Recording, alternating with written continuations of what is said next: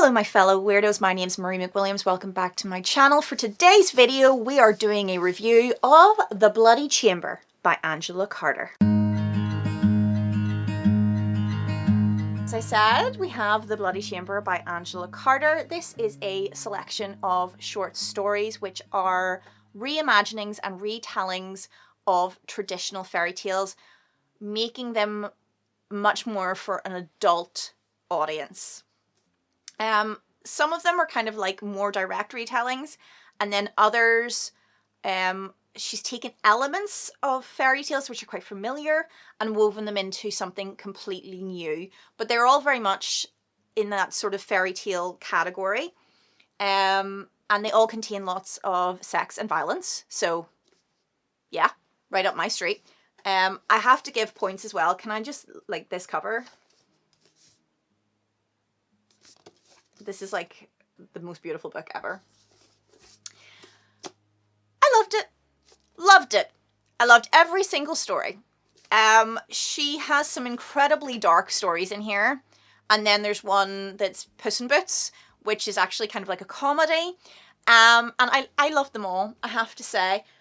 Angela Carter, I've never read anything by her before, but I will definitely be buying more by her because her skill with words, oh my god, she paints these most beautiful, rich oil paintings with her words. She's fantastic at descriptions, particularly of things like fur and skin and blood and bones, and it's almost like you can feel them, smell them, touch them, stroke them. It's incredible the way that she paints these images in your mind.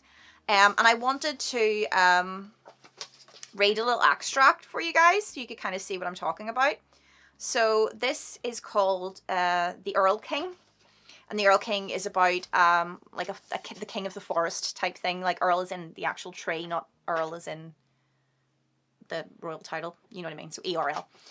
And this is the description of the autumnal forest at the very start of the story. And I just wanted to like read this to you so you can see what I mean with her use of language. Should I put on like a book voice? Cue the music. The lucidity, the clarity of the light that afternoon was sufficient to itself. Perfect transparency must be impenetrable. These vertical bars of a brass-coloured distillation of light coming down from sulphur yellow interstices in the sky hunkered with grey clouds that bulged with more rain. It struck the wood with nicotine-stained fingers. The leaves glittered. A cold day of late October, when the withered blackberries dangled like their own dour spooks on the discoloured brambles. There were crisp husks of beech mast and cast acorn cups underfoot in the russet slime of dead bracken, where the rains of the equinox had so soaked the earth that the cold oozed up through the soles of the shoes, lancinating cold of the approach of winter that grips hold of your belly and squeezes it tight. Seriously. If that doesn't immediately transport you from wherever you're reading this book to a forest that is at the end of autumn and on the cusp of winter, I don't know what will. I probably didn't do it justice with my reading, but yeah.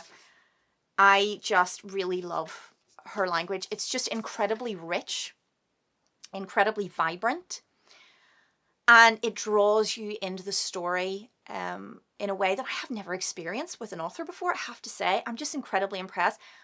Her descriptions are just so on point, and she describes it in ways that I've never heard. You know, you get a lot of descriptions in books that are kind of a bit, you know, samey. You've heard them described that way before, you've heard them compared to that thing before, but the way that she does it, I've never heard fur described the way that she does it, using words and language. Like to describe, oh, just dropped the book.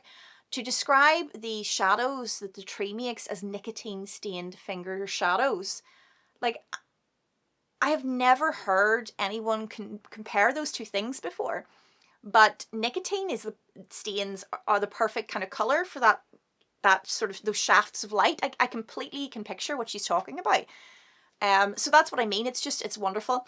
My favorite story is actually The Bloody Chamber, which is the story that the book is named after. The ending, but I really love the tale itself. It's got the whole kind of gothic castle murder vibe about it. So yes, there are a bunch of stories in here that are, she's got various different versions of Beauty and the Beast. She's got various different versions of Red Riding Hood, with the big bad wolf. And then, as I said, there are tales in here which aren't directly lifted. They aren't exactly a retelling of a fairy tale or a reimagining. It's more that she's taken all those familiar elements from fairy tales to create something entirely new, and so in some ways almost subvert it, you know, create something new and exciting out of something old is always wonderful to me. And yeah, I really enjoyed it. I like that it's very adult as well. Each of the stories pretty much has sex in them. Each of the stories has some kind of violence or gore, and I appreciated that.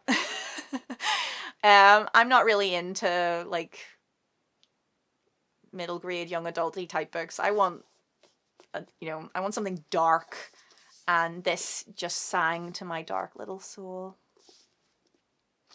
Yeah, 5 out of 5 all day long, guys. I cannot recommend this enough. I will 100% be buying more of Angela Carter. If you read this, what did you guys think? What was your favorite story? Leave it in the comments down below. I would love to know what your thoughts. Have you read anything else by her as well? If you have any recommendations by this particular author, I would love, love, love to get them, just so I know which book to buy next. But that's me for today, guys. If you like this video, please subscribe to my channel, hit the bell button so you get a notification every time I post and you never miss out. Leave me a comment, give me a thumbs up, let me know you guys are out there. Let's connect. And that's me for now, guys. Bye.